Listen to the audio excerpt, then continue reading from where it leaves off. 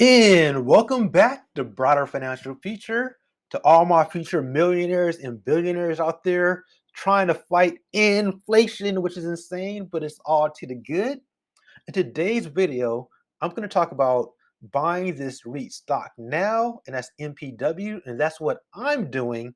Doesn't mean that's what you necessarily have to do, but that's what I'm doing. I've been buying MPW recently, ever since I've sold my AT&T stock. So let's jump into today's video. All right, so MPW is the ticker for Medical Property Trust Inc. Now, this is in the REIT healthcare facility space. Now, MPW is a self advised real estate investment trust formed in 2003 to acquire and develop net lease hospital facilities. That's one of the reasons I like it because in the hospital space, because mostly everyone gets sick.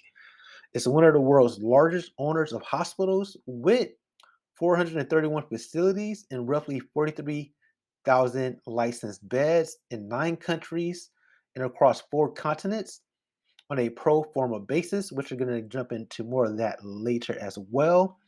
This has a market cap of $12 billion, almost 13.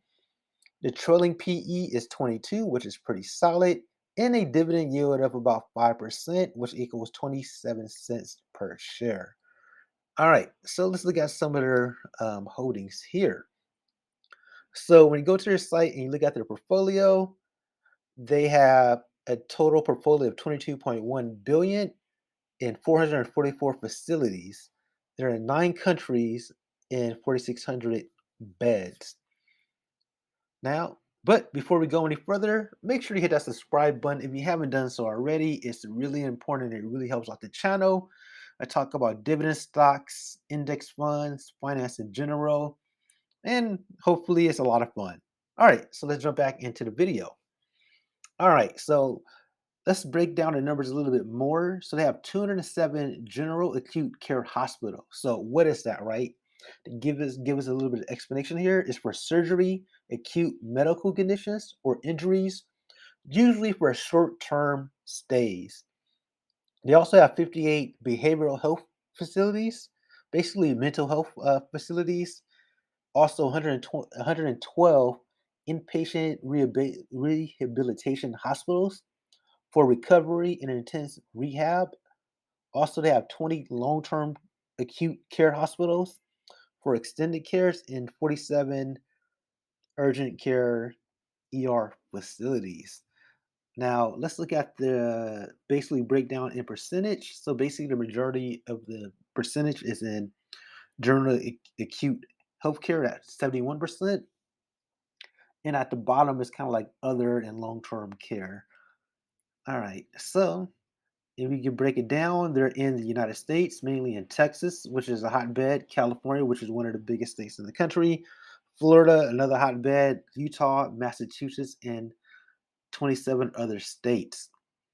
In addition, another reason I like this particular REIT is that they're worldwide. So even though they're primarily based in the United States, as we've seen the states there, with 60% of their holdings, they also have holdings in the United Kingdom, Germany, Switzerland, Australia, Spain, and some other countries as well.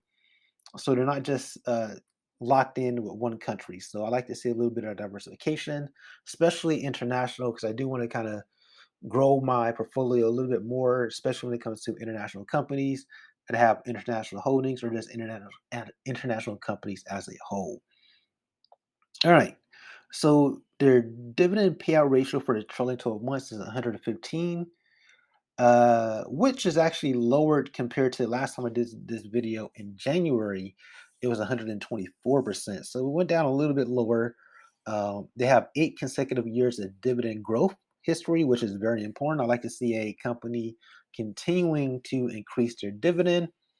It's also in a REIT space. That's why the payout ratio is so high. And because REITs typically pay a higher dividend as well. They have a 4.2 dividend CAGR versus approximately negative 9% for the healthcare REIT peers. So that's something to notice there. But also, I want to talk about the dividend payout ratio. This is still low compared to other companies like O, which is another favorite of a lot of people when it comes to the real estate space at 221, um, basically payout ratio. All right, so I like to look at the moving average when I buy into a company. The 50-day moving average is the $21.12. The 200-day moving average is $21.03.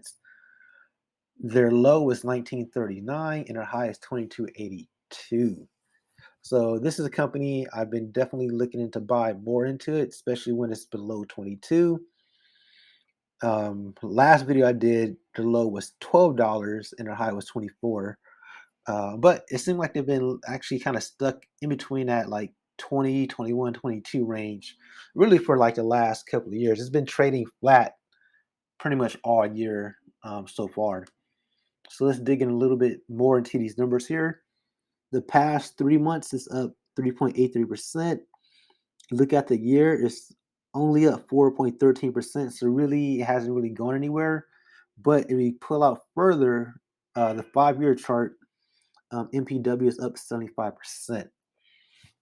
So this year it's been trading a little bit flat, but I'm okay with a company trading flat. I'd rather have a company trading flat than actually down.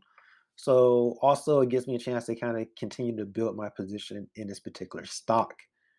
I think it's a fair price. I've been adding during some of the dips every time it goes a little bit below 22 sometimes a share. But like I said, it's been trading pretty flat. I see this more as a savings, a CD. So when I'm looking at this company, I'm not necessarily looking at the growth of the stock, even though I do see some growth potential here. But overall, I see it more like a savings and CD to kind of battle inflation and increase my cash flow overall.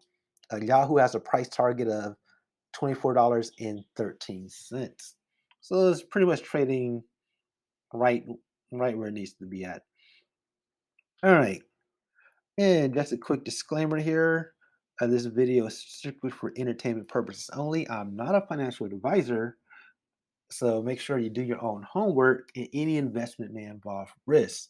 So it's always important to know what you're putting your money into. Even myself, I do watch other people's channels.